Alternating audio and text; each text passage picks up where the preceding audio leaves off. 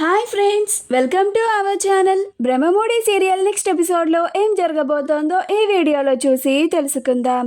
సుభాష్ని మీకు ఏం హక్కు ఉందని ప్రశ్నిస్తున్నారు మావయ్య అని అన్న కావ్య అసలేం జరిగింది అని తెలుసుకోవడానికి ఈ వీడియోని స్కిప్ చేయకుండా ఎండ్ వరకు చూసేయండి.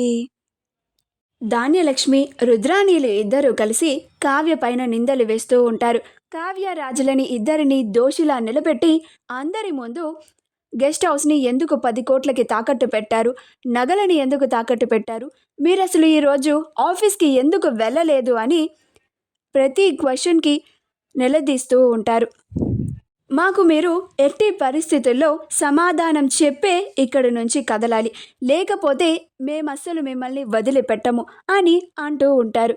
అప్పుడు రాజ్కి చాలా ఆవేశం వచ్చి అసలు నా భార్యని అంత పెద్ద తప్పు ఏం చేసిందని ఇంతలాగా దోషిలా నిలబెట్టి ఇంతలాగా అవమానిస్తున్నారు, నిందలు వేస్తున్నారు. అసలు నిజం మీకు చెప్పాల్సినంత అవసరం లేదు, కానీ నా కన్న తల్లిదండ్రులకు మా నాన్నమ్మకి చెప్పే అవసరం ఉంది.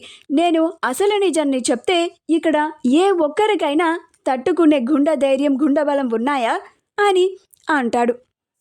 ఆ మాటకి అందరూ ఆశ్చర్యపోతారు. అంత పెద్ద సమస్య ఏం వచ్చిందా అని అనుకుంటూ ఉంటారు. అప్పుడు రాజ్ ఇంట్లో ఏ వంక జరుగుతుందా, ఎలా గొడవ పెట్టుకుందామా, ఎవరి మీద నిందలు వేద్దామా, ఎవరిని మనశ్శాంతి లేకుండా ఉంచుదామా అని చూసే మీలాంటి వాళ్ళ ముందు నా భార్య యొక్క నిజాయితీ నిరూపించుకోవాల్సిన అవసరం లేదు అని అంటాడు.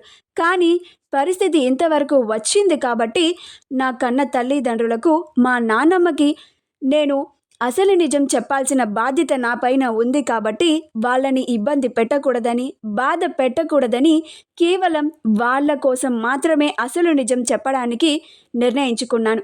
వినండి, చెవులు విప్పార్చుకొని వినండి, అసలు నిజమేంటో తెలుస్తుంది. కానీ నేను అసలు నిజం చెప్పిన తర్వాత ఏ ఒక్కరికి ఏ ప్రమాదం జరగకూడదు. అది ఏమన్నా జరిగిందంటే కేవలం దానికి బాధ్యులు మీరిద్దరూ మాత్రమే. నేను ఇంతలాగా ఆవేశపడి నాలో దాచుకున్న నిజాన్ని బయట పెట్టేలాగా చేస్తున్నారు అని నిజాన్ని చెప్పాలని అనుకుంటూ ఉంటే అప్పుడు కావ్య ఆపండి అని అంటుంది. అప్పుడు రాజ్ ఒక్కసారిగా స్ట్రక్ అయిపోయి, ఏంటి కళావతి ఒక్కసారిగా ఆపండి అని అరిచింది అని ఆగుతాడు. అప్పుడు అందరూ ఆశ్చర్యపోతారు. అప్పుడు కావ్య అసలేం మాట్లాడుతున్నారండి మీరు, ఆవేశంలో ఏం మాట్లాడుతున్నారో మీకన్నా అర్థమవుతుందా అని అంటుంది. అప్పుడు రాజ్ నేనేమీ తప్పుగా మాట్లాడడం లేదు కదా కళావతి, నీ మీద అన్ని నిందలు వేస్తూ ఉంటే నేను చూస్తూ ఉండలేకపోయాను, అందుకే అసలు నిజాన్ని అందరి ముందు చెప్పేద్దామని నిర్ణయించుకున్నాను అని అంటాడు. అప్పుడు కావ్య అసలు నిజం చెప్పడానికి అక్కడ ఉండాలి కదండి అని అంటుంది. అప్పుడు రాజ్ ఆశ్చర్యపోతాడు. ఇదేంటి కావ్య అందరి ముందు ఇలా అంటోంది అని అనుకుంటూ ఉంటాడు.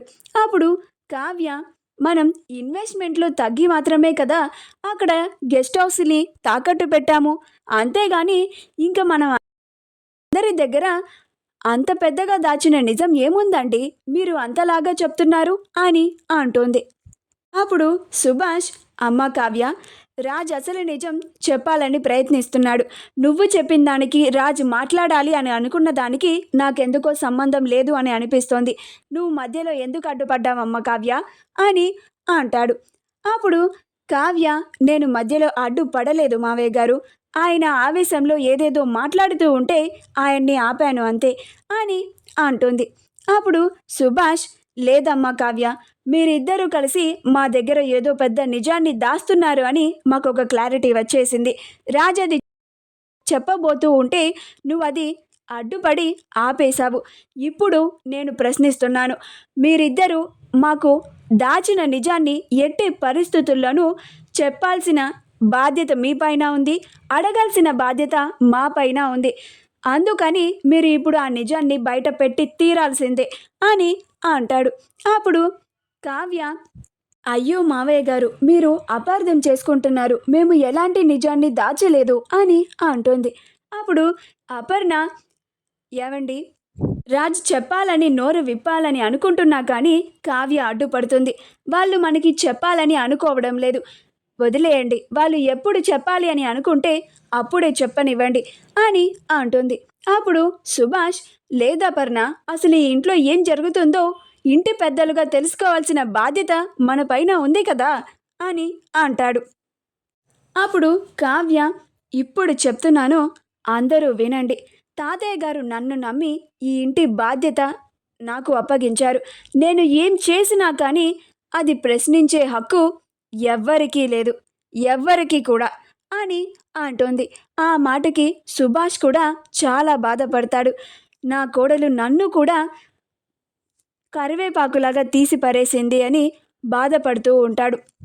అప్పుడు అందరూ ఆశ్చర్యపోతారు.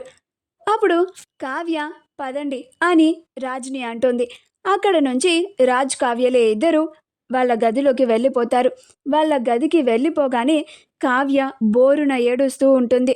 నన్ను క్షమించండి అని అంటూ ఉంటుంది. అప్పుడు రాజ్, ఇప్పుడు ఏమైందని కళావతి, ఎందుకు ఇంతలాగా బాధపడుతున్నావు, ఎందుకు నన్ను క్షమించమని అడుగుతున్నావు అని అంటాడు. అప్పుడు కావ్య, అదేంటండి, నేను కింద మాట్లాడిన దానికి, కింద నేను అన్న మాటలకి మీకు నా మీద అస్సలు కోపం రావడం లేదా అని అంటోంది. అప్పుడు రాజ్, నువ్వు తప్పుగా ఏమీ మాట్లాడలేదు కళావతి, నువ్వు కూడా ఒక మనిషివే, నీకు ఒక మనసు ఉంటుంది అని నేను ఇప్పుడిప్పుడే అర్థం చేసుకుంటున్నాను అని అంటాడు.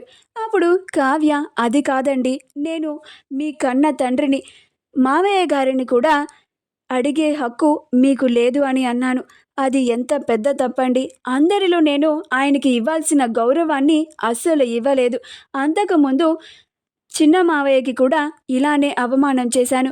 ఇప్పుడు మీ కన్న తండ్రికి చేయాల్సిన పరిస్థితి వచ్చింది. ఈ 100 కోట్లు నిజాన్ని దాచడానికి ఇంకా ఎంతమందిని ఇలా నేను మాటలు అనాల్సి వస్తుందో అని నా గుండె తరుక్కుపోతోంది అండి. నా వల్ల అస్సలు కావడం లేదు అని బోరున ఏడుస్తూ ఉంటుంది. అప్పుడు రాజ్, కళావతి, ఇదంతా మనం ఒక మంచి పని కోసమే చేస్తున్నాము. ఈ సమస్యని దాటుకున్న తరువాత అప్పుడు అందరితో ధైర్యంగా చెప్దాము. అప్పుడు అందరూ మన సమస్యని అర్థం చేసుకొని మళ్ళీ వాళ్ళు మనకి దగ్గరవుతారు. నువ్వు వీటన్నిటి గురించి ఆలోచించకు, బాధపడకు. ఇటు చూడు కళావతి, నీకు నేను అండగా ఉంటాను. నేను ఇప్పటి నుంచి నిర్ణయించుకున్నాను, ఎన్నడూ నేను నీకు ఒక భర్తగా అండగా లేను. ఇప్పటి నుంచి నేను నీకు ఒక భర్తగా తోడుగా ఉంటాను.